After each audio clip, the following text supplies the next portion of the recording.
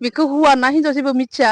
हौवाबाबो हिनजावबाबो आं बेखौ होननोसो लुबैयो जाहाथे आदा जेमसाथ' लाबायानो मालाय गावनि फसायनाय बायदि मोजांबाबो गाज्रिबाबो जाहाथे बे बिराद समायना नागिरखाना दोनखादो आरो उमुगनिया खदाय दखना सोलायोलै बेखौथ' नायलाय बिसोरो 5000नि दखना खदाय गानबाय थाबाय गांसे 6 लाखनि 6 मिक्स खालामनायब्रा 6 लाख माने नों दा निमाहा बिखाबायबालाय ना नों सरि होनानै निमाहा बिहाबालाय सोरबा बुजिनाया बुजिसिगोन सोरबा बुजिया माने नोंखौ मायबा मोनसे रायहरबाबो नों जेबो साननो नांला आरो माने इखो नंगौना नङा सोरबाथ' नों जेनेबा निमाहा बिबाय नालाय इखो आरो नोङो मोजां मोनग्राया नोंखौ मोजां मोनगोन गाज्रि मोनग्राया नोंखौ गाज्रि मोनखागोन माने बेखौ जेबो सानबाय थानो नाङा नोंनि जि लामानि गावनि खामानि बेखौल' नों मावलांबाय था आरो बेबायदि नोङो पाब्लिकनि सोरबा मोजां बुंनाय सोरबा गाज्रि बुंनायखौ नोङो सानबाय थाबा खर'आ गाज्रि जागोन आरो बेबायदि बेखायनोथ' एसेनो बुंनायखौ नों इगनर खालामनानै नों नोंनि खामानिखौ मावलांबाय थाबानो जायो आरो आंनि बायदिबाथ' इदि आरो मानोबा आंखौनो गोबां बाथ्रा बुंहरो आदानि माबायाव इउटुबखौ नायोबा मोजांबो कमेन्ट हरो गाज्रिबो कमेन्ट हरो होनग्राना दा बेखौ जोङो रिप्लाय होबाय थाबा बिराद बारा जायोना बिदि आरो बेखायनो मोजां बुंनाय गाज्रि बुंनाय बियो मानसिनाव थाखायो आरो जेनेबा सोरखौबा नों मोजां मोनग्राबो थायो गाज्रि मोनग्राबो थाखायो आरो जों बेफोरखौ जेबो सानालासिनो मानो होनबा जोङो जोंनि खामानिखौ मावनानै जों दावगालांबानो जायो मानो होनबा जों निजे खामानि मावाबा नोंखौ रावबो सोंनाय मानसि गैया दानि जुगाव नों मोनजादों ना मोनजायाखै नों माबा प्रब्लेम जादों नामा बेखौ रावबो सोंनाय मानसि गैया आरो माने नों माबा मोनसे दुखुआव गोलैबा नोंखौ मिनिगोनसो बेनि थाखायनो नों जेबो सानालासिनो बेफोरखौ नोङो निजेनि खामानिखौ मावनानै जास्ट लाइफखौ मोजां दानो नाजानायानो जोंनि मोनसे कर्तब्य जानांगौ आरो आंनि बायदिब्ला बेखौनो बुंगोन आं नोंखौ फंबाय हिसाबै मा बुङो बाद दोन नोंनि बुंनायखौ आंनि बुंनाया बाद दोन नोंनि बाजैनि मोनसे कमेन्टखौ खोन्थालाय दाख्लैनिया खिथालाय बाजै होमबाने आंबो जाहाथे बाहाय आंबो माने गावखौनो प्राउडफुल जानो हायो आंनि जायगायाव बे मानसिया जानायमोनब्ला मा नाममोन ममता दैमारि खोमा हौवा ना हिनजावथ' मिथिला आंनि जायगायाव ममताया आं जेम्स जानायमोनब्ला बेफोरबायदि हिनजावखौ थारमाने लानांगौब्ला फासिना थैगौमोन मा कमेन्ट होयो बेफोरबायदि हिनजावखौ लानांगौब्ला गाव फासिना थैगौमोन थारमाने दा बेनि एन्सारखौ दे होथो दे बाजैयानो इनि सायाव बाजैया मा बुंनो सानो जितुबा एसे जाहाथे नायग्राफ्रा एसे बुजिनो हायो जितुबा बाजैया एसे बुंनो हालाय आंनि चेनेलाव दा माने बे कमेन्टखौ नुनानै जेनेबा नों दुखु मोननांगौबो गैया आं दहायनो होनखालांबायना माने नोंखौ गासैबो मानसिया नोंखौ मोजां मोनजोबा नंगौना आरो नोंखौ मोजां मोननाय थायोबा नोंखौ गाज्रि मोननायबो थाखागोन बिदि आरो आङो माने बेखौ हौवा ना हिनजाव जेबो मिथिया हौवाबाबो हिनजावबाबो आं बेखौ होननोसो लुबैयो जाहाथे आदा जेमसाथ' लाबायानो मालाय गावनि फसायनाय बायदि मोजांबाबो गाज्रिबाबो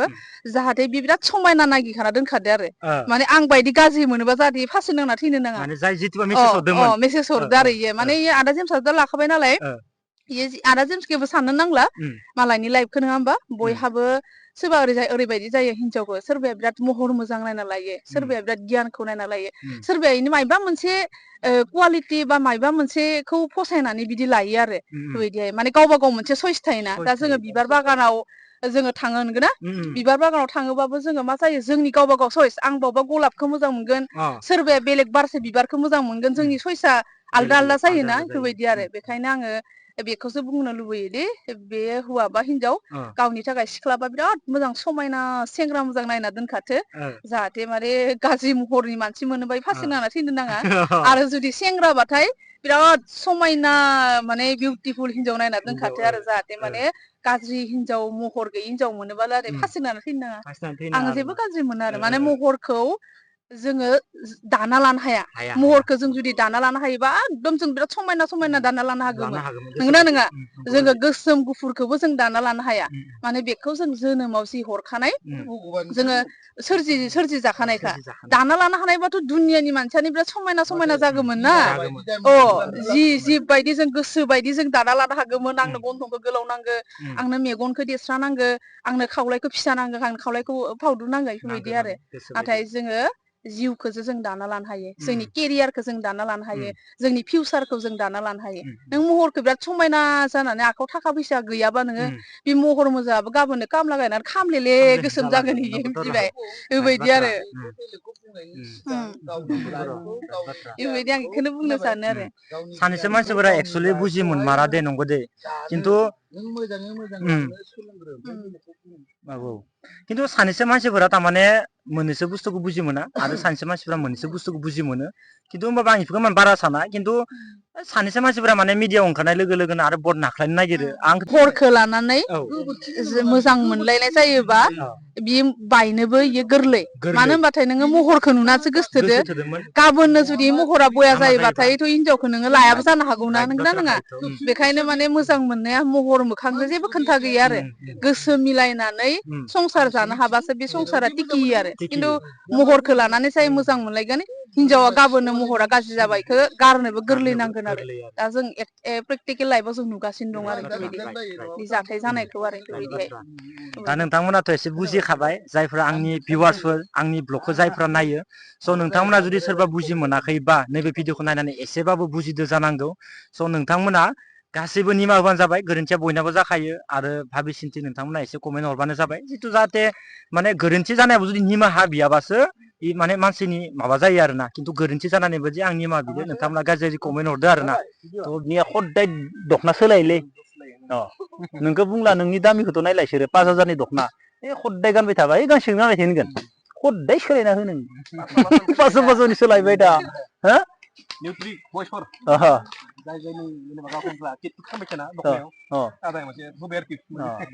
मिडियाम प्राइस खमथारनिखौबो ना 1200 1500 अब्ला नोङो 4000नि लाबोसै होमबा नों 1200नि लाबोबा गांब्रै स्टाइलाव गानना लायदो नों सप्तासेयाव गांब्रै सोलायदो बा उमुगा ओइ जेम्सनि खदाय दखना सोलायोलै इमान दखना दङ इनियाव कालेक्सनखौ नों मोजां खालाम स्टाइलखौ नों फाख्रा फुख्रा गोज्जा साबथांथां बायना लाबाथ' स्टाइल ना नोंनि कालेक्सन कालार ओमफ्राय नोंजों ड्रेसजों दा नों गोमो दखना गानबा सेन्देला मा जानांगौ बेफोरखौ स्टाइलखौ नायना ला मा गस्लाजों समायगोन इउनिफर्म खालामना ला रोंबा जायो दाम खमियाबो बारा बुरजानि नांलाया नों दामि गाननानै नोङो सिंनियाबो मिलाया सानियाबो मिलाया सिम्पोल गाननानै बेरायोब्ला ना आरो साबसिनबाव मोजां नुयो हाबायाव गावगाय दानाय 4000नि सोरबा मायबा बुंदों नामा 4000निल' रावबो नोंदि माने एसां दाम खमनि दखना गानदो खुनु दखनानि माबायानो फैयासैना फैद' 600 टाकानिमोन 600 टाकानि सेन्देल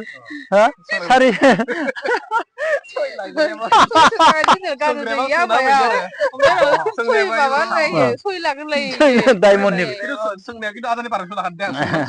डायमन्डनि नायो माने सायाव गुफुर गुफुर ना मानसि 6 लाखनि मिक्स खालामनायब्रा 6 लाख माबाफोर जेनेबा भगबाना खनसेनो 10 करोड़ गाहाम माबा मोनसे खाफालाव गारनानै 6 लाखआव डायमन्ड मोना खिन्थु डायमन्ड मिक्स ना सेन्देला इयो मिक्स तारमाने डायमन्डनि सेन्देल नङा नों डायमन्डनि सनाखौनो होनो डायमन्डनि सना दाखालि गुवाहाटीनिखौ दाखालिनि जागोन दे डायमन्डनि सना जाना सेन्देलखौ नाङा डायमन्डनिनो सना फैयो बायनानै ना यारि जोंना बेनो बे जों हाइफाइ थांनो हाया जों डाउनद्रायबो नंद्राया जों मिडलआव थायो आरो बेनो खुसि एसेबां दामि दामि दामि नांलायाथ' सासे मानसिनो आंनि साननाय आरो गुबुना मा सानो मिडियामखौ सोलाय सोलाय गाननो स्टाइल खालामना गान हरेकमालाव फानग्राया हरेकमाल लायनो मा होनो बेखौ बे बाजारफ्राव फानलाबायग्राखौ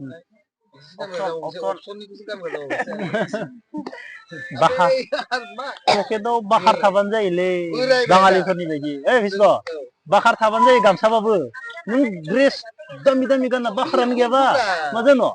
दा जोङो ब्रेन्डेड माल गाननानै मालानो गैयाबा जेबो लाब गैला ओइ र'